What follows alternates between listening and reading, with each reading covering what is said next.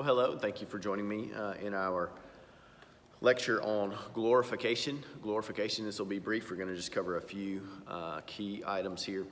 Glorification is the final step in the application of redemption. Glorification is the final step in the application of redemption. It will happen when Christ returns and raises from the dead the bodies of all believers for all time who have died, and reunites them with their souls, and changes the bodies of all believers who remain alive, thereby giving all believers at the same time perfect resurrection bodies like his own. So, glorification is what happens at the end. Glorification is what happens at the end when believers are given a new resurrected body, when they are caught up together in the sky with Christ. It will be a glorious glorification in the end. Well, what are some New Testament passages that deal with this?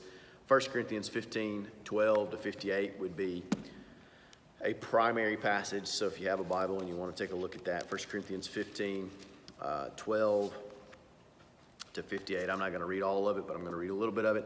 But if it is preached that Christ has been raised from the dead, how can some of you say that there is no resurrection of the dead? If there is no resurrection of the dead, then not even Christ has been raised. And if Christ has not been raised, our preaching is useless, and so is your faith. More than that, we are then found to be false witnesses about God, for we have testified about God that he raised Christ from the dead. And then we go over to say verse 35-ish. But someone will ask, how are the dead raised? With what kind of body will they come? How foolish! What you sow does not come to life unless it dies. When you sow, you do not plant the body that will be, but just a seed, perhaps of wheat or of something else. But God gives it a body as he has determined, and to each kind of seed he gives its own body. Not all flesh is the same. People have one kind of flesh, animals have another, birds another, and fish another. There are also heavenly bodies and there are earthly bodies, but the splendor of the earthly bodies is another. The sun has one kind of splendor, the moon another, and the sun and the stars another, and stars differ from star in splendor.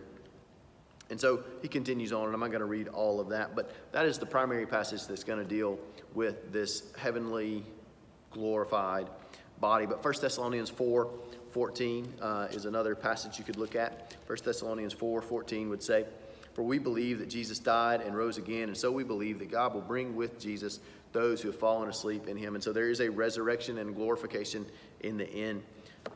Philippians 3:20 to 21 is another New Testament section. You could look at some Old Testament evidence for glorification. Let's take a look. These are going to be in the New Testament, referring back to the Old Testament. John chapter 11, verses 23 and 24 says, and this is the passage about Lazarus, it says, Jesus said to her, your brother will rise again. Martha answered, I know he will rise again in the resurrection at the last day. And so there was already an understanding of a last day resurrection in the life of Martha. And so if that was the case, that was in an Old Testament context because it was before the death, burial, and resurrection of Jesus.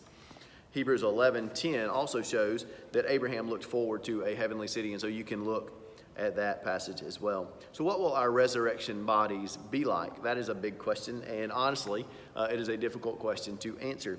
But what we do know is if you go back and you look at the 1 Corinthians 15 passage, you see that he says the body is imperishable.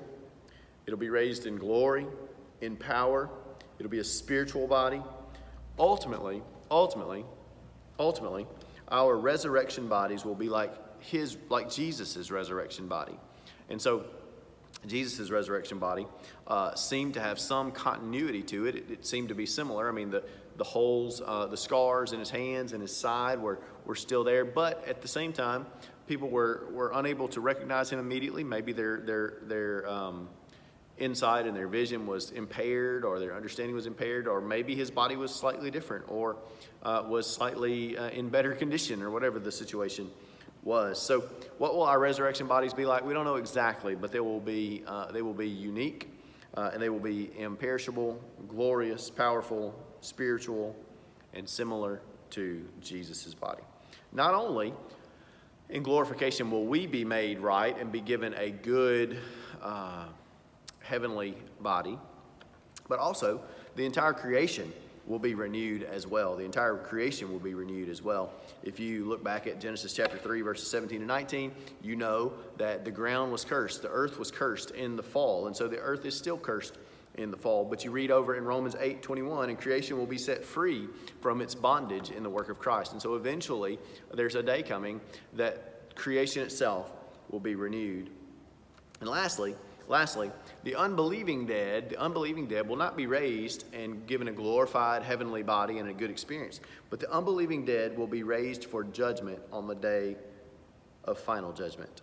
You can look at John 5:29, Acts 24:15, several passages in Revelation. You can look and see numerous aspects of that throughout Scripture. Well, glorification, I'm looking forward to it. I don't know when that day will be, but I'm looking forward to the day that Christ takes us home and Christ makes us fully and completely healed. So thanks for joining me today, and I hope you have a good afternoon.